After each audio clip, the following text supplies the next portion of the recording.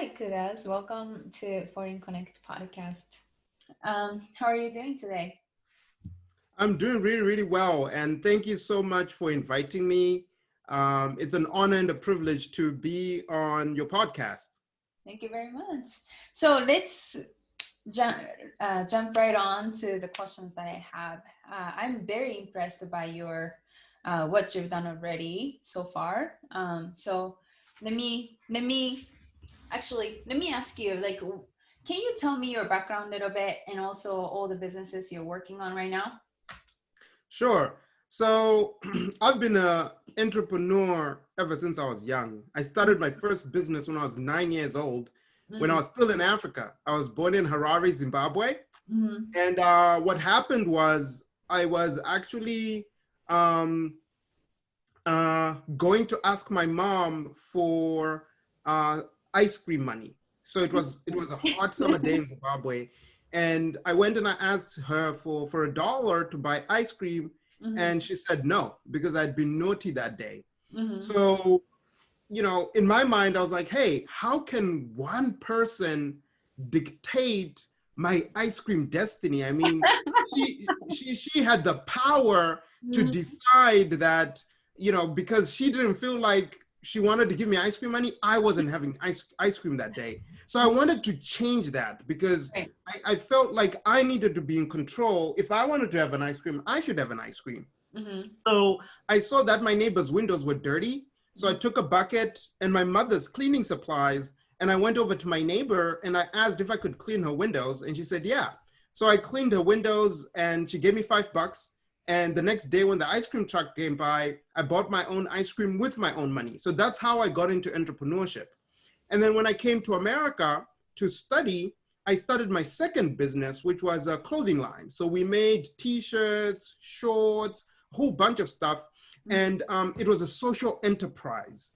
And we would donate 20% of our profits to educate children in Africa. And the company has gone on to educate hundreds of children in Africa.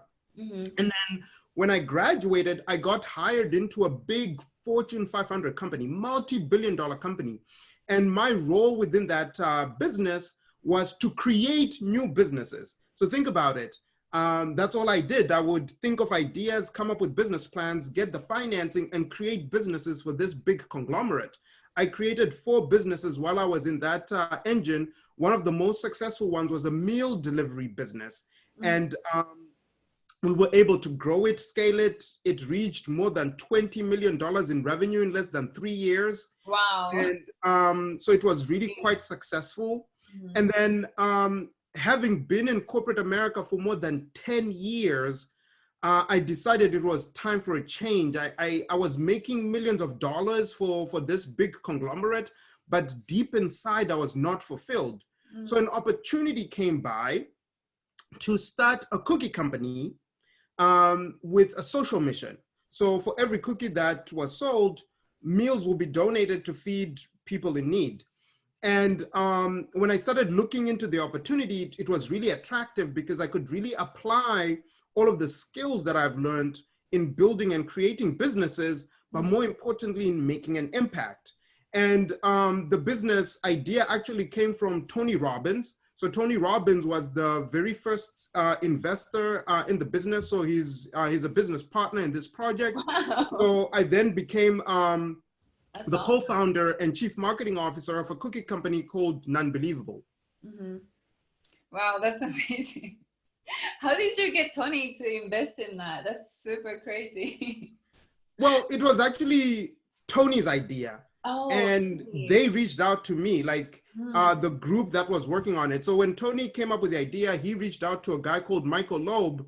Michael Loeb is one of the guys behind Priceline.com, super successful guy. And when Tony and Michael did the joint venture and they needed an entrepreneur Hmm. who knew how to create businesses from scratch, had food experience, but also had the social mission, I ticked all those boxes. So Hmm. I just received a phone call saying like, hey, Kuda, there's a project that's happening. Oh my God. You might be interested. Come check it out. So I didn't even know who was involved at first. And then when I went over and I looked at the idea, I'm like, oh, wow, this is super crazy. I like it. And I was in this big Fortune 500, really comfortable job, earning a lot of money.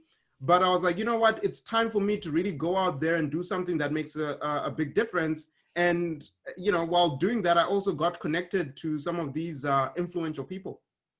That's super cool story. Well, thank you very much for sharing. Well, actually, that brought me to two different questions. One is a little bit more personal about you, and then another one is more about the topic of like courage, building up a courage. Mhm. I'm gonna go with the second one first. You said that you left this corporate job to take on to the new journey, right? Which has more to do with like creating impact, which is Mhm. amazing. But like a lot of people can't gain that courage to leave their comfortable job, right? Like what was the self-talk around that when you felt like, but you know, I'm so comfortable here. I don't know what's gonna happen if I leave this position. Like, what were you thinking at the time? And also, when you were creating all these businesses in your previous position, like, were they mainly like a social enterprises you're working on? Yes. So I'll start off with the last question. So no, the other businesses that I created were not social enterprises. These were regular for-profit entities. Mm-hmm. But even the cookie company that we have, it's a for-profit entity, but we've just decided to use our profits in a certain way, right? We've made the commitment to say like, hey, we stand for this purpose, but it's actually a for-profit business like any other business. So I think that's a key fundamental that I just want to share. In terms of your earlier question around, you know, courage and, you know, whatever, it really aligns with the message from a book called The Game of Self-Domination by this Hey. famous author that I know. Mm-hmm. Um, but anyway, it was really all about growth, right? One of the things I've learned in life is that you do not grow when you're in your comfort zone. And I actually did a TEDx talk about it, Mm-hmm. where I really talk about growth only comes out when you're in your comfort zone. So in life, whenever you see yourself feeling like, oh, I'm in a comfortable position right now, it Mm-hmm. actually is an indicator to show you that you're not growing. Mm-hmm. So one of the key things that really came into me deciding to leave Mm-hmm. corporate America was because I had become comfortable. Mm-hmm. And it was for me a good indication that, hey, I've I've kind of like peaked on my growth trajectory. I've been in this company for 10 years. Mm-hmm. I've learned a lot. I've done really amazing things, Mm-hmm. but do I want to be in this type of environment for the next 10 years? No. Sometimes you have to change environments in order for you to grow. So that's when I decided to leave and put myself in an uncomfortable position, because that's how growth happens, right? So think about it, right? In order for you, like, let's say if you're working out, if you run the same 2 miles every single day Mm-hmm. for a year, are you going to be better? No, because you're just doing the same thing every single day. But what you're going to need to do in order for you to grow is you take yourself outside of your comfort zone to do all these things. And that's what I try to do as I'm getting into business, is to really look for things that challenge me, Mm-hmm. things that really take me outside of my comfort zone, because by doing that, I'll be able to actually dominate myself, right? It's the game of self-domination. And that's what I've been able to apply in my life. And I wrote a book about it, the S.P.E.A.R method, where I talk about how to really achieve success and fulfillment. It's really mixing in those ingredients of looking for your purpose in life, number one, but then making sure that you're doing things that take you outside of your comfort zone, because that's how you're really going to grow and achieve success. But at the same time, you achieve your purpose because you've used fulfillment as that first layer Mm-hmm. and filter to guide all of your decisions. So for me, it was making an impact to the world, Mm-hmm. and Nunbelievable gave me that. So that's why it was an easy transition to leave the corporate world to come to work on this project. Mm-hmm. I see. How did you come about that? Like, how have you always been that way, or were there any times in your life where you came to realization to think that way? No, I think everybody, right? You're not born a certain way. Experiences shape you, right? So I'll share a couple of experiences in my life that shaped me. So the first one was when I was about 7, Zimbabwe, we experienced a major drought. It was the worst drought that ever hit Southern Africa. Millions of livestock died. People didn't have food. People were literally starving to death.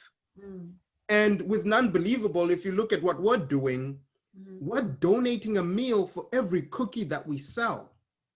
And the reason why this message resonated with me was because of the experience that I experienced growing up, experiencing hunger and feeling that no one should experience what I experienced has really driven me to really want to make sure that I am part of the solution to ending hunger.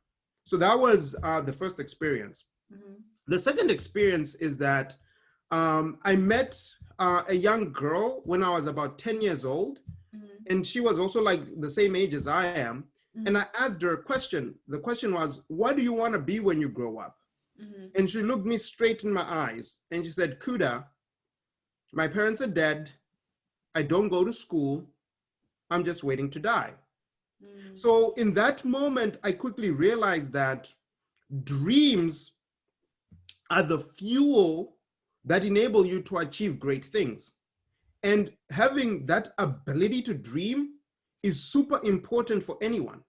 So it became my mission in life to help people get their ability to dream back.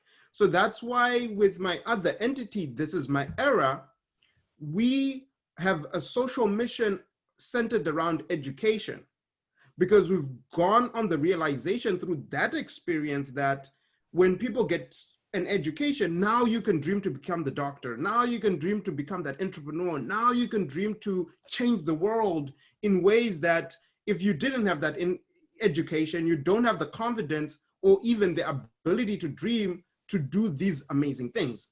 So it's really those two experiences that really shaped my life and my career path right now. So yeah, those were kind of like two important, turning points in my life. Interesting. Like, do you believe that education is the key fundamental for someone to have the ability to dream? I think it's one of the major ingredients. I don't think it's the only thing, right?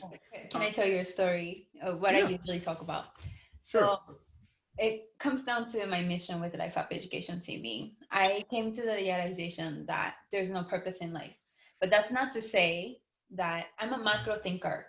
So I tend to look at the current state of the society from the perspective of like not only now, but of 100 years later or 100 years ago, right? Like that's a time frame I tend to look at. And that excites me more than looking at what I can achieve as individual life. And when I think about it like that, I notice there's no purpose in my life. But that's not to say that my purpose of life is to live it totally. And for me, to live it totally means I want to make contribution to the progress of humanity. That's my meaning of life. That's what I'm attaching to. And when I think of that, I think I get really excited about possibility, what human can do, what humanity can do. And possibility is association of future. And impossibility is association of history, past. And then history and past is data. History and past is equal to knowledge and our experiences that create blocks in our mind, which makes us cynical, which makes us scared, which makes us like, that's kind of like one way to look at it, right? Like practicality over dreaming. And so coming from business background as well, for me, I deploy practicality over everything too, because logical thinking is needed in order for you to strive, navigate through your daily life and also just daily businesses. But when it comes to dream, I associate the term dream, like the capability to dream or having the mission or purpose in your life, a lot with more with like a macro thinking or less practical thinking, but more like emotional thinking. So less Mhm. logical, but then more emotional. Like, what do you think about this? No, I think you are on the right track in terms of the way you're thinking about it. Um, when I think about the connection between the three time phases, right? We live in three time phases: past, present, and future, Mm-hmm. right? Where you know you should use the past as a way to, like you said, get data points and insight and maybe extrapolate trends to help you apply good decisions in the present, which will then influence your future, Mm-hmm. right? So I think you're looking at it the right way, but I also believe that we create our futures by dreaming, right? So Life Education TV, for example, um, or Foreign Connect, was a dream at one point. Mm-hmm. Life So application. at, Mm-hmm. at some moment in time, it was a dream. And then you used kind of like insight and data points from what others did in the past. How did others do it? How, blah, blah, blah. And you applied it in a present moment to actually make that dream come true. So now you're, quote unquote, in the future from the day that you were dreaming about having these podcast platforms. Um, but now it's reality, it's your present. Does that make sense? I completely agree with you. Like, I'm not disagreeing, but I just wanted to share my viewpoint of it, because I kind of like, it took me a little bit until I get to this point. Mm-hmm. And I agree with you because confidence, right? Like, you're saying that the experience and the knowledge becomes confidence. And then only when you have a confidence, you can manifest your dream because you actually have like backed up knowledge and it feels more real. Like, it feels more logical for you to Yeah. dream about something. And one thing I wanted to add was that do you know the most important conversation that anybody has? Mm. Do you know what it is? I mean, talking about dream is pretty important, I think. Can you It share is it what? is it is self-talk. Mm, You talk to yourself right. more than any other person in the world, and it's That's everybody. mm-hmm. When you're sleeping and you're dreaming, you're talking to yourself. Yeah. When you're sitting and you're thinking, you're talking to yourself. Right. So if you think about it, self-talk is the most powerful and most important conversation that everybody has. Now, the thing is, you need to make sure that your self-talk is empowering, Mm-hmm. right? Building that confidence you're talking about, because it can also be very disempowering. Meaning, like if you tell yourself, like, oh, I'm not good enough, it's not meant for me, and you're always telling yourself that, your subconscious mind will then actually believe that it's true, because your subconscious mind will believe whatever you tell it. Mm-hmm. If you tell it that you are amazing, you're beautiful, you can achieve anything, when it comes that moment of doubt, your subconscious will tell you, like, hey, you're beautiful, you're amazing, you can achieve anything, so go for it. And now you have the confidence to go do whatever it is that you need to do. So it's important to create habits Mm-hmm. where you tell yourself positive things. Mm-hmm. And from my perspective, I do it as positive affirmation. So every day when I wake up, Mm-hmm. I have a routine where I tell myself positive affirmations Mm-hmm. that help fuel my dreams, right? To paint that future reality. So self-talk is super, super important. And you should have a routine to really help guide that thought process, so that in that moment where a little bit of self-doubt creeps in, you can really pull from those positive affirmation statements that you've built into your subconscious to help you push through. That's so important. Like, hands down. Like, once again, my title of the book is The Game of Self-Domination, right? So it's all about self-talk. I'm completely agree with you. So because part of this is also B2B podcast, I wanted to ask a little bit more business, like technical question. Let's talk about struggles. Let's talk about struggles that you went through specifically because you got involved in social enterprises. Like, and then you being the side of both, right? Like you have also funded many like for-profit businesses, and also you founded for more like social businesses. Like, were there any difference? Well, there are a lot of similar things, right? Because any business has things that you need to create that are quite similar, but there are a little bit of nuances to a social enterprise. So the first one is you now have a responsibility, right? Because you're telling your customers, you're telling all stakeholders, investors, and people that, hey, we have made a commitment as a brand Mm-hmm. to make an impact. So there's that added responsibility that comes with a social enterprise, because you've committed to making a difference. So you know it's now is super imperative for us to do what we say we do, and being transparent about that. So I Mm-hmm. think that's one of the key major differences between having a for-profit business and a social mission, because now you really have to do what you say you do, because as you're building a business, you want to be transparent, you want to build that trust with your customer, with your stakeholders, with your vendors and your partners, which is super important. Mm-hmm. But you also want to actually do what you say you're going to do, because that's the reason why you were founded. So in our case, we were founded to help fight hunger. Mm-hmm. So everything that we need to do, we need to make decisions based on those filters.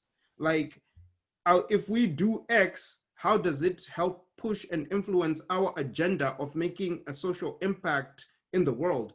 So sometimes you might actually um, make decisions to not pursue certain good opportunities because they're not aligned with your social mission Mm-hmm. and the purpose that you've set out to do. So which that's another key difference as well, that I'll say, and it can be a struggle in balancing the two, because your question was what are some of the struggles you face, and the struggle really is balance.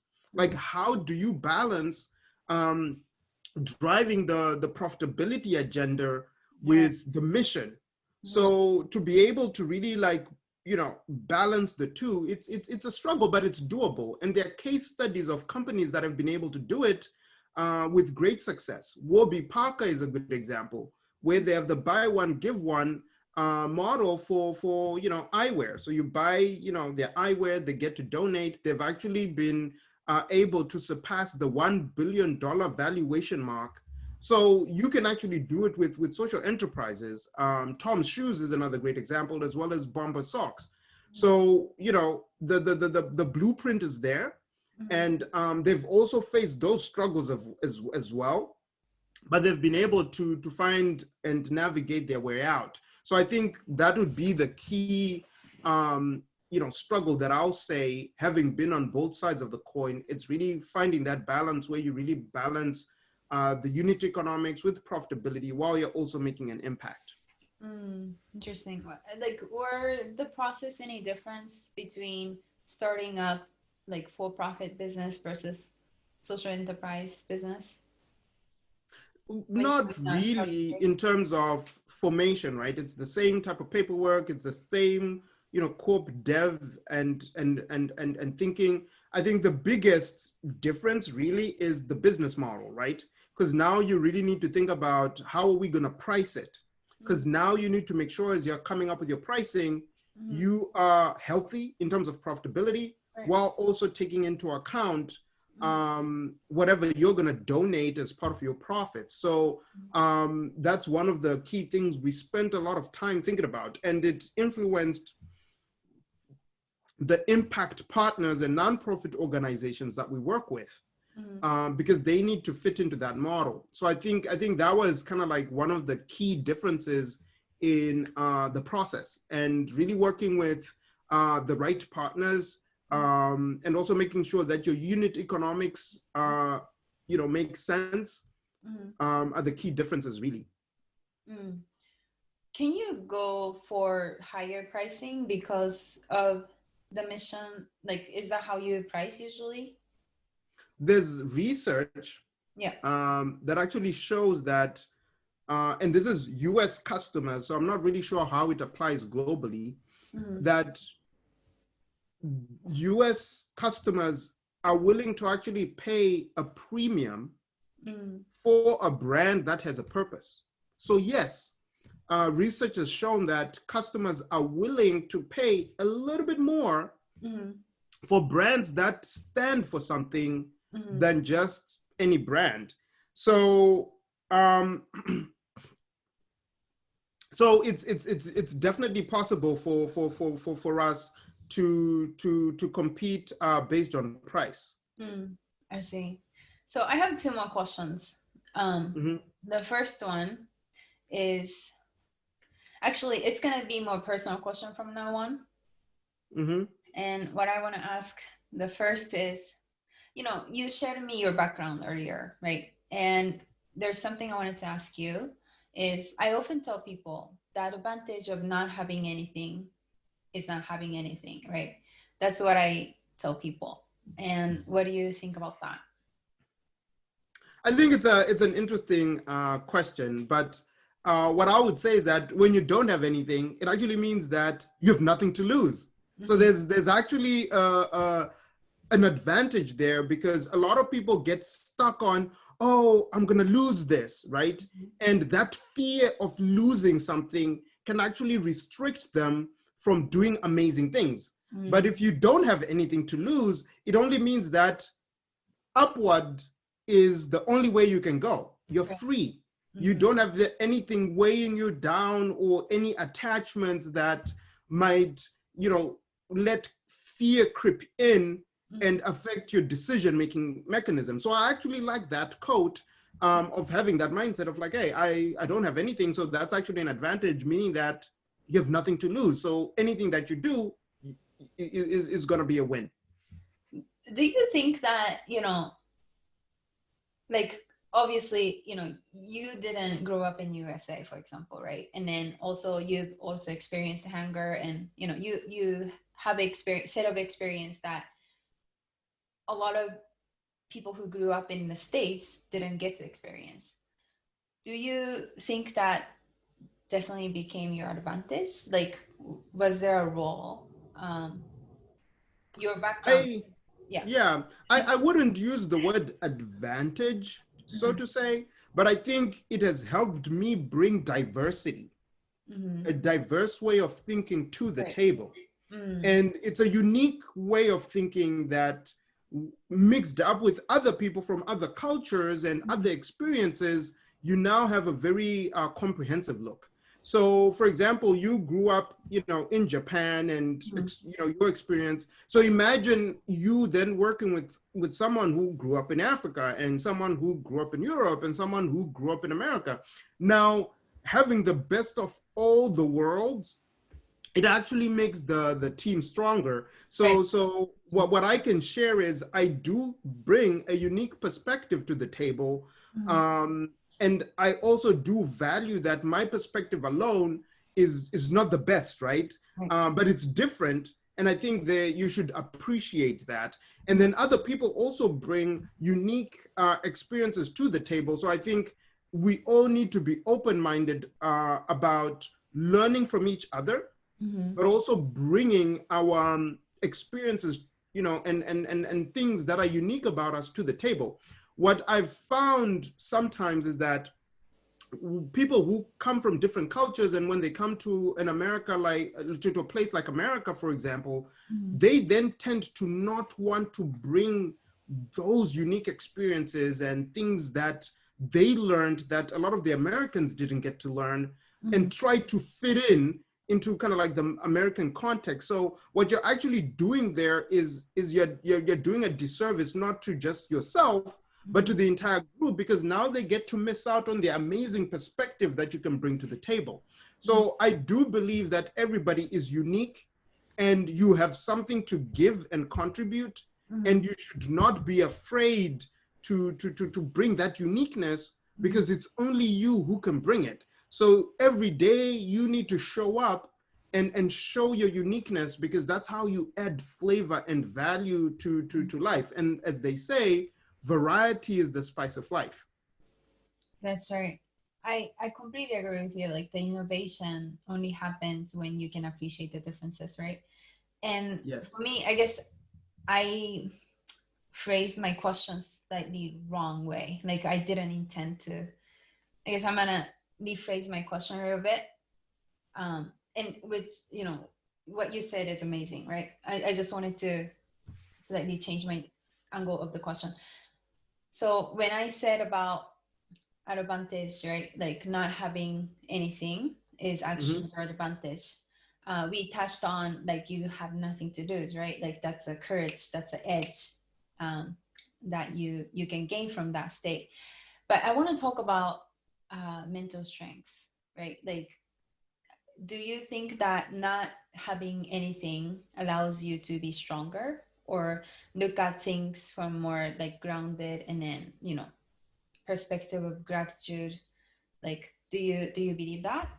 Can you I like believe it's all down to the person, okay. right?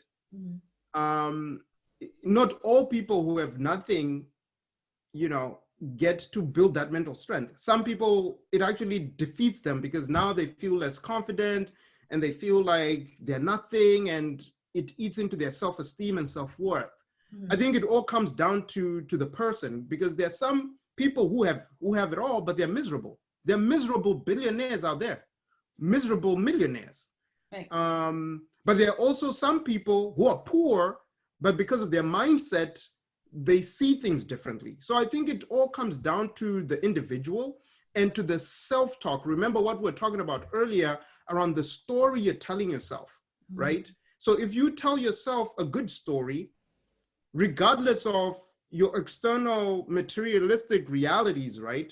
Mm-hmm. Um, you then, you know, shape whatever you feel, right? And these are just belief systems. So I really think it comes down to the belief system. Where do you come from? A glass half empty or glass half full type of belief system? Because you can put the same two people in the same environment, same circumstance, but they can have totally different experiences. Mm-hmm. Someone might feel like, oh my God, this place sucks. Or someone will be like, oh my God, this is the best place ever. You can just go to a party Mm-hmm. and same music, same people, same environment, and someone is on their phone and they want to leave. They're not enjoying and experiencing the environment, and someone is having the time of their life. So Mm-hmm. it really all comes down to the person, and what they think about it. Let's talk about blaming, self-blaming, right? And actually, you said something that triggered me a little bit earlier. Um, you said, when you are running like social enterprise, you need a balance between profitability and then like social purpose, right? Mhm. And like this is something that I even have struggled before at personal level, like not even at the business level. In life, like sometimes you just feel like you want to give people, but then you also have your own need, right? That you want to meet. And then I think it comes back to my ultimate purpose and mission in my life, which connected to Life Up Education TV, is I want to create a state of abundance rather than scarcity, like in short, right? And when I want to do that, I have to lead by example. I want to give people, regardless of like whatever I have, right? Mhm. And when I fail to do it, for example, I go into this loop of like, blaming myself and just, and do you have any insight around it? Like, have you ever experienced anything like that where you felt almost kind of like guilty of not being able to give something to someone? So I have You have, okay, share me. a lot of Let me times. know. Okay, how did you? So Mm,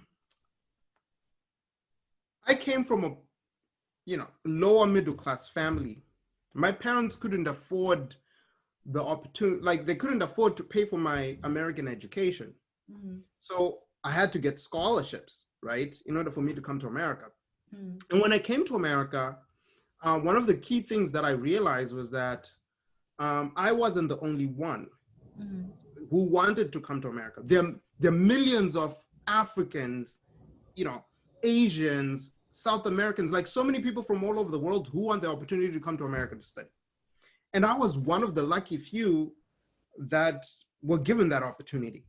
So I always had this guilt of like, number one, why me?